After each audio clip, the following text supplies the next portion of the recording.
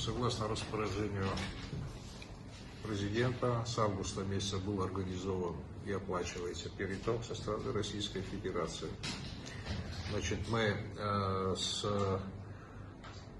руководством Ингурвеса составили график наполнения, сработки и выработки вообще Ингурвеса.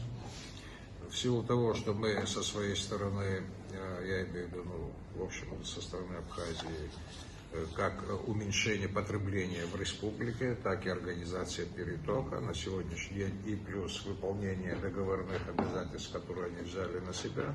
На сегодня это существенная разница в уровне воды 47 метров плюсом, дает более или менее какие-то радужные перспективы к концу этого года. Из чего исходим? Исходим из того, что если говорить об абсолютных цифрах, по сравнению с прошлым годом на 11 число мы потребили на 61 миллионов киловатт меньше, чем это было в прошлом году наше потребление, что, конечно, привело к сокращению, уменьшению дефицита электроэнергии.